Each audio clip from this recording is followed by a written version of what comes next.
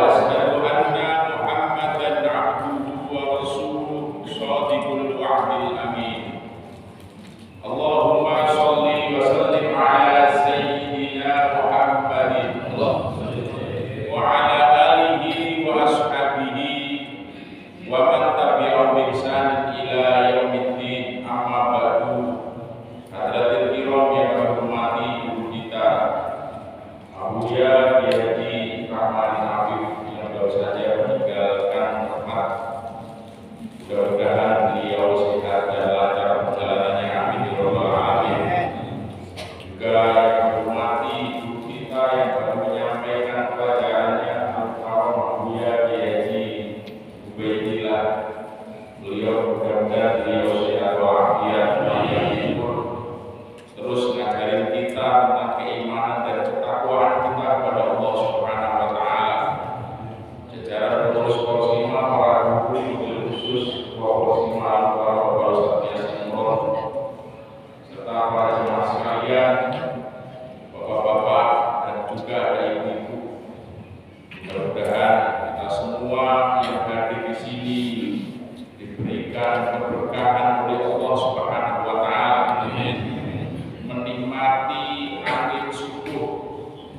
Rihus Sobah itu adalah kiriman surga yang Allah berikan di dunia. Jadi kalau orang itu kesiangan, tentunya tidak mendapatkan hal-hal yang dari surga. Salah satunya adalah Rihus Sobah, angin subuh. Makanya orang itu kalau bangunnya pagi, jiwanya tenang, tentram, wajah-wajah ahli surga, amin ya rabbal alamin. Kita terus bersyukur, alhamdulillah. Kita ini sering mengucapkan kalimat tahmid alhamdulillah spontan. Berapa kali di dalam sehari semalam itu. Kita ketika mendapatkan nikmat langsung saja bilang alhamdulillah sebagai syukur kita pada Allah Subhanahu wa taala. Di dalam sholat minimal 17 kali kita membaca alhamdulillah. Karena alhamdulillah itu adalah bagian dari ayat di dalam suratul Fatihah. Dan suratul Fatihah adalah rukun qauli yang harus dibaca ketika kita sholat. Seorang MC tadi juga mengucapkan alhamdulillah ketika muqaddimahnya, betul nggak?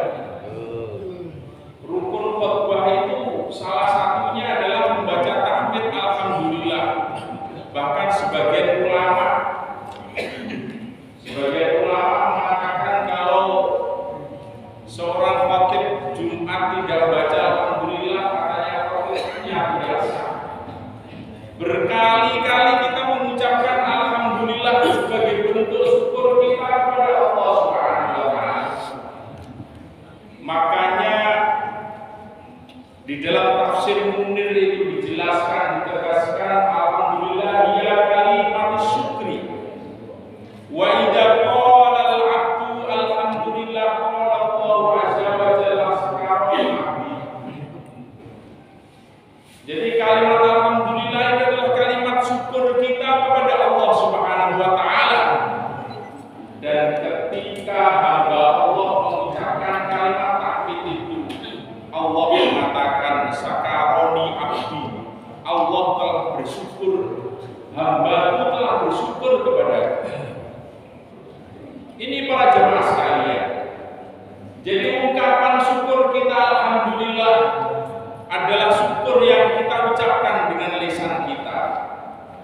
Tetapi para jemaah sekalian, di dalam Al-Quran ternyata banyak sekali sindiran yang Allah berikan kepada kita bahwa kita ini kurang bersyukur kepada Allah. Walakinna aktsarun nasi la yashkurun. Dan tetapi banyak manusia yang tidak bersyukur.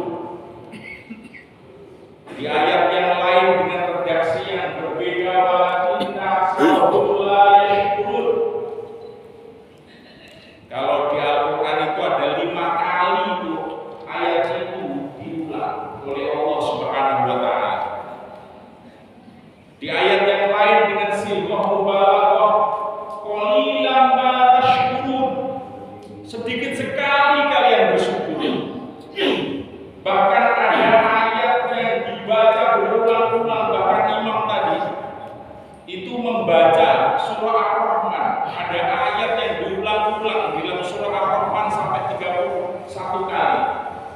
Fa bi ayyi ala rabbikuma tukadziban. Nikmat Tuhan manakah yang engkau dustakan? Intinya sindiran Allah bahwa kita ini kurang bersyukur pada kita sering mengucapkan kalimat tahmid alhamdulillah. Mungkin yang kita ucapkan kalimat tahmid alhamdulillah baru di lisan saja, baru formalitas saja, baru refleks saja, tidak turun di dalam hati. Jangankan di dalam hati, di tenggorokan saja mungkin juga tidak.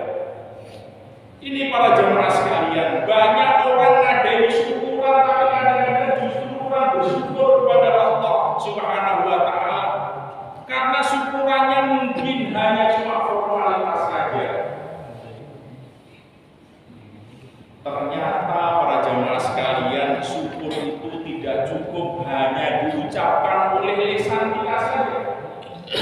Yang paling penting juga syukur itu adalah bil qalbi. Dengan hati kita meyakini bahwa seluruh nikmat Allah itu datangnya dari Allah Subhanahu wa Ta'ala. Seluruh nikmat rizki, kenikmatan, kesehatan dan semua nikmat itu datangnya dari Allah Subhanahu wa Ta'ala. Itu harus ada keyakinan di dalam hati kita. Walaupun kadang-kadang susah. Contoh misalnya, orang itu kalau lagi menjelang pensiun, itu kadang-kadang hatinya bingung. Betul nggak? Bingung hatinya. Nanti rizkinya dari mana? Dia bingung. Dianggap kalau sudah pensiun, rizkinya juga pensiun. Padahal rizki itu tidak pernah pensiun. Karena rizki itu datang dari Allah, bukan dari tempat kerja. Makanya ada sebagian guru kita mengatakan bahwa kalau kerja itu jangan sampai ada pensiunnya. Ada nggak pekerjaan yang nggak ada pensiunnya? Ya Ustaz, yang nggak ada pensiunnya. Saya itu para jemaah sekalian, mohon maaf, itu diajak ngobrol dengan saya yang kebetulan anggota DPR. Itu kalau sudah dia masa 3 tahun, tinggal 2 tahun itu dia bingungnya luar biasa karena sebentar lagi pensiun. Masya Allah. Loh, kenapa kok bingung? Ya nanti pasti gajinya akan berkurang, bahkan nanti kalau nggak kepilih lagi juga bingung. Makanya saya anjurkan ya, kita itu kalau milih presiden, milih DPR atau nyalonin siapa itu, lakukanlah dengan sepenuh hati, jangan sampai dengan sepenuh jiwa. Ya. Karena apa? Kalau sepenuh hati, kalau kalah atau nggak jadi, mungkin yang sakit cuma sakit hati. Tapi kalau sepenuh jiwa, kalau nggak jadi bisa sakit apa? Jiwa. Makanya alhamdulillah guru-guru kita walaupun nggak jadi karena ngaji, alhamdulillah beliau itu memahami tentang rukun iman, qadha